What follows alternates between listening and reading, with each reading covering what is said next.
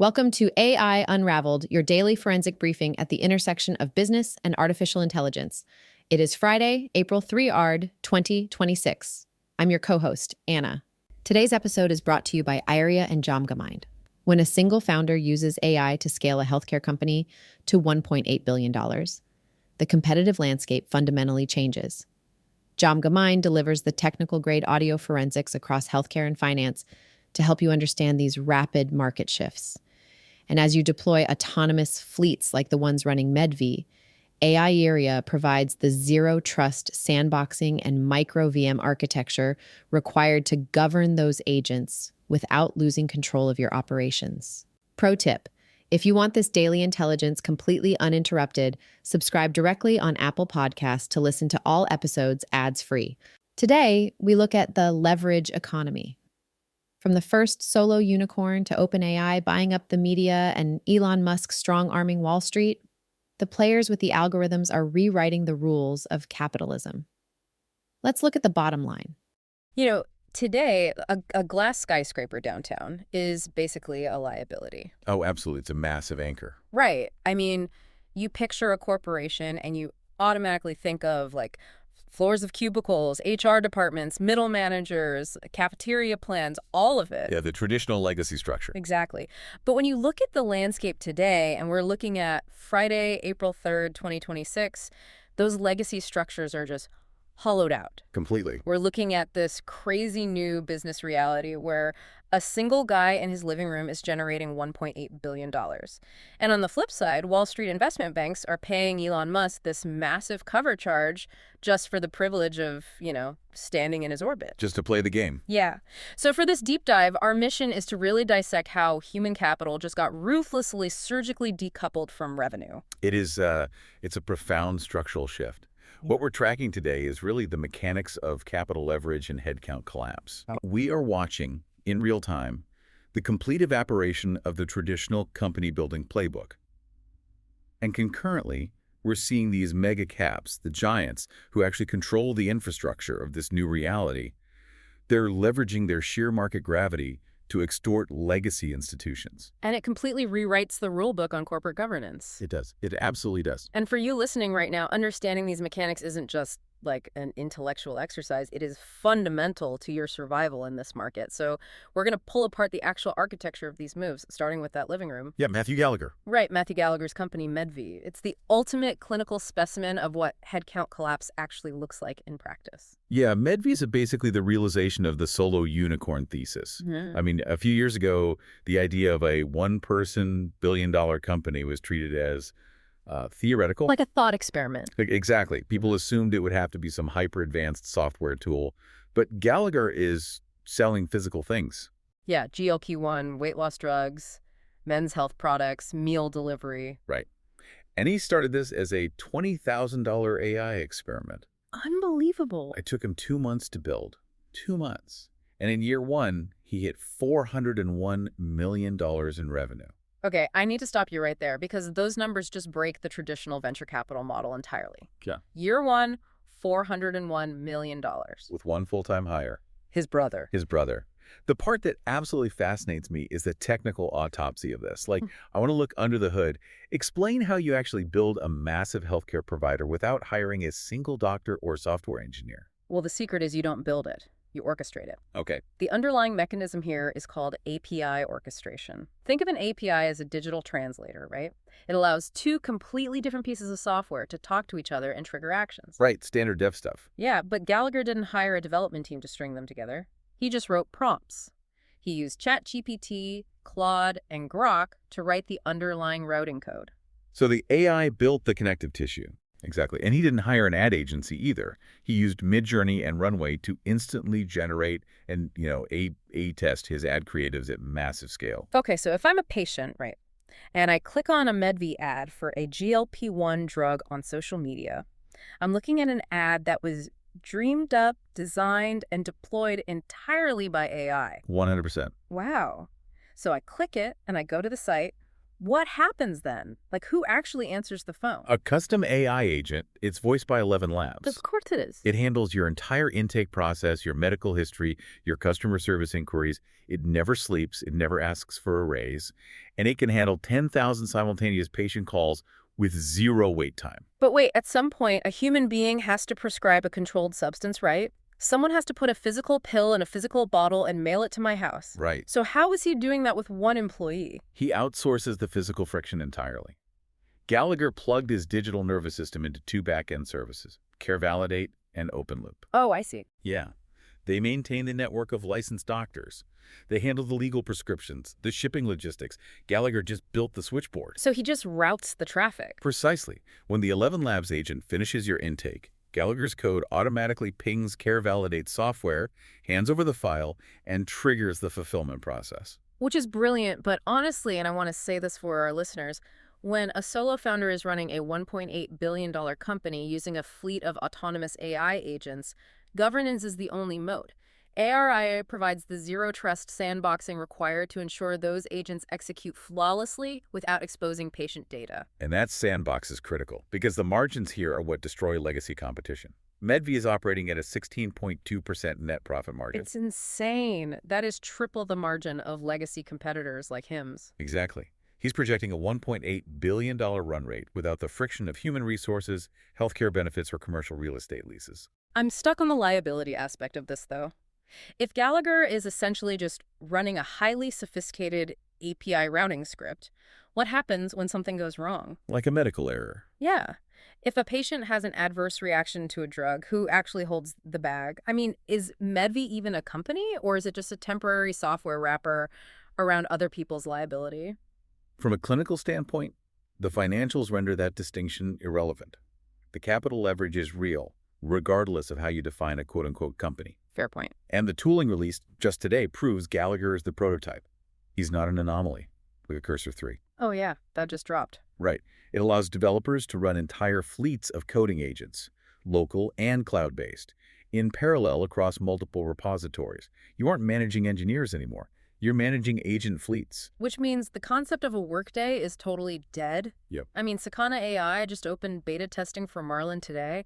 It's literally an autonomous agent designed to work an 8-hour shift. Given an objective at 9 a.m. Right, and it just grinds through subtasks, troubleshooting its own errors until 5 p.m. And over in media, ByteDance's Seedance 2.0 just took the top spot on the video generation leaderboards. So those ad creatives Gallagher is generating. They are now autonomously produced at broadcast television quality. It's staggering. And of course, the macro reaction to this decoupling of labor and capital is already crystallizing. We saw today from Bernie Sanders. The blowback was inevitable. Right.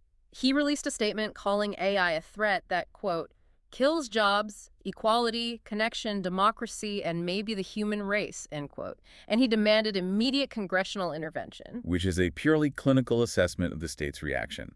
The legacy system relies on headcount. When headcount disappears, regulatory backlash is the inevitable next step. And just to be clear, we are absolutely not taking a political side here. We are just looking at the mechanics of this impartially. Our entire society is funded by taxing human labor. Exactly. When a $1.8 billion entity only has 2 people on payroll, the tax base collapses. The system is panicking because it just doesn't know how to tax an API call. No, it doesn't. So that brings us to a massive strategic question. If you're a founder and you no longer need to spend your venture capital hiring massive floors of employees to generate revenue, where does that capital go? The answer we're seeing today is you buy the narrative. Yes. OpenAI just bought a massive media property. This is vertical integration adapted for the modern information age. OpenAI just out-acquired TBPN. The tech talk show. Right, the daily tech show hosted by John Coogan and Jordy Hayes on YouTube and X. I follow them. It's a huge show. And the press release claims TBPN will maintain quote-unquote editorial independence. But then you look at the actual reporting structure. And they now report directly to Chris Lethane. Right, and Chris Lethane is not a product manager. He is OpenAI's chief political operative. This is where I have a really hard time swallowing the editorial independence line. It feels like a professional sports team buying the referee right before the championship game. It's a strategic acquisition of perception. Yeah. If I'm listening to TBPN cover an AI safety failure, How can I trust a single word they say when their paychecks are controlled by OpenAI's political fixer? Doesn't this effectively signal the death of independent tech journalism? Well, from a corporate strategy perspective, objectivity is a liability. Wow. Cynical, but true. Historically, vertical integration meant buying your physical supply chain, right? Ford bought steel mills to build cars. Right. But in an era where software is infinitely scalable, the most critical supply chain is the flow of public perception. Especially right now. Yes, OpenAI is heavily rumored to be approaching a massive IPO. Right. When you're a mega cap preparing for a liquidity event of that magnitude, you do not leave your public relations to independent journalists who might, dig into your compute costs or copyright lawsuits. You just purchased the distribution channel outright. And place it under your political operative. It is pure capital defense. Look, the AI landscape moves faster than a hallucinating LLM on a double espresso, which is why Etienne has done the heavy lifting for you. Stop scrolling through generic top 10 lists and head over to djamgownandmind.com/toolkit for the AI Executive Toolkit. It's a hand-picked, forensic-vetted implementation stack featuring tools like Chatbase, 11 Labs, and Aria, complete with exclusive listener perks to get your firm running at light speed. And speaking of capital defense, while OpenAI is integrating vertically, another mega cap is demonstrating an even more aggressive form of leverage ahead of a liquidity event. Oh man. SpaceX? SpaceX is currently delivering an absolute masterclass in extorting Wall Street. The report in the New York Times today blew my mind. Elon Musk is essentially mandating a VIP tax. A cover charge. A massive one. If a legacy financial institution, a bank, a law firm, an auditor wants any piece of the upcoming SpaceX IPO, they're being forced to buy enterprise-scale subscriptions to X and Grok just to be considered. The clinical mechanics of this are breathtaking. These banks are spending tens of millions of dollars on social media and AI subscriptions. They are essentially paying a toll to access SpaceX's financial gravity. Exactly. But wait, how does Goldman Sachs or Morgan Stanley get this past their compliance departments? I mean, I've seen banking compliance from the inside. If a client says, buy my other company's software or you don't get the deal, that usually triggers massive SEC red flags as an illegal kickback. Yeah, but how are they legally classifying this? Right. How do they get away with it? They classify it under vendor ecosystem alignment. Vendor ecosystem alignment. Unbelievable. Or technology procurement modernization. Yeah. The legal framing is just semantic. The power dynamic is absolute. But there's pure leverage. Let's do the math here. The SpaceX IPO is anticipated to bring in $50 billion in fresh capital. The valuation is projected to be over $1 trillion. So the underwriting fees on a $50 billion raise are astronomical, easily stretching into the billions. Right. So, will a bank contort its compliance policies to spend $20 million on X subscriptions to secure $1 billion in fees? They'll sign that check before lunch. Musk recognizes that his monopoly on the future of space infrastructure gives him more leverage than Wall Street possesses. The banks need the megacap more than the megacap needs the banks. So he's weaponizing his own valuation to force legacy institutions to subsidize his other businesses. Precisely. Which is a perfect segue into our next autopsy. SpaceX has a monopoly in the physical world of rockets. But back in the digital world, pure software moats are just evaporating. Rapidly. Anthropic is having a brutal week, and they just made a massive pivot into human biology to try and escape the software bloodbath. The vulnerabilities at Anthropic are cascading right now. Claude is burning through tokens at an unprecedented rate, heavily inflating their inference costs. And on top of the compute costs, they just suffered a massive intellectual property breach. The source code for their Claude Code's CLI just leaked. 512,000 lines of proprietary code exposed. Via map file, right? Yes. And as we record this, that code is being ripped apart line by hobbyists and rival engineers on social media. It is a catastrophic exposure of their underlying architecture, but their strategic response today was super revealing. They acquired a stealth biotech startup called Coefficient Bio for $400 million. Bringing 10 computational biology researchers into their healthcare division. Right. And for decision makers navigating these massive biotech acquisitions and capital allocations, GemGamind provides human-verified, technical-grade audio forensics across finance and healthcare. Visit djamgamind.com. That $400 million price tag for 10 employees. That's $40 million per researcher. Exactly. It illustrates the sheer panic in the foundational model space. Break that down for me. If I'm an engineer looking at this, why is Anthropic, a company that builds chatbots and coding assistants, suddenly spending $500 million on computational biologists? What's the mechanical link between an LLM and drug discovery? The link is commoditization. The digital software layer is becoming free. It's a race to the bottom. Look at the competitor drops today. Google launched Gemma 4. It has an Apache 2.0 open source license. Dense models from 2 billion to 31 billion parameters. Yeah. It's already been downloaded 400 million times. Oh. It is a highly efficient, completely free alternative for companies that don't want to pay Anthropic's API fees. And Alibaba just dropped Qwen 3.6 Plus, which has a 1 million token context window. I mean, if I can drop my entire corporate database into an open source model for pennies, I don't need Anthropic's expensive proprietary reasoning. Right. And Microsoft is shifting Windows 11 natively away from web wrappers. They launched MAI Transcribe 1 today. So the pure software game is dead. Therefore, Anthropic is looking at Eli Lilly's recent $2.7 billion AI deal and realizing the truth. The next trillion-dollar moat isn't in writing Python scripts. It's in the physical reality of biology. They're pointing Claude's reasoning at protein folding and computational pharma. Biology is messy, heavily regulated, and incredibly difficult to simulate. If you can solve it, you escape the open-source software trap. But the moment you step out of the digital realm and try to manipulate the physical world, you slam into a wall of macroeconomic friction. The physical world pushes back. Always. We see this contrast perfectly today. While Medvi scales a billion-dollar telehealth firm with zero marginal cost, the physical supply chain is bleeding cash. Amazon just announced a 3.5% fuel surcharge for third-party sellers using Fulfillment by Amazon starting April 17th. And that surcharge is a direct reflection of geopolitical vulnerability. Because software agents don't need gasoline. Right, but Amazon's delivery trucks do. The underlying cause here is rising gas prices tied directly to the war in Iran and the blocked shipping lanes of the Strait of Hormuz. It's an echo of 2022. Exactly. The supply chain shocks when the Russia-Ukraine invasion pushed crude oil over $100 a barrel. It's the friction of atoms versus the zero gravity of bits. In the digital world, two APIs don't crash into each other and explode. But in the physical world, they do. Look at low Earth orbit right now. Oh, the SpaceX and Amazon feud. SpaceX just filed an official FCC complaint accusing Amazon of deploying its low Earth orbit satellites 50 to 90 kilometers higher than their authorized altitude. Because Amazon originally pitched the FCC in 2021 that their Kuiper satellites would operate near 400 kilometers.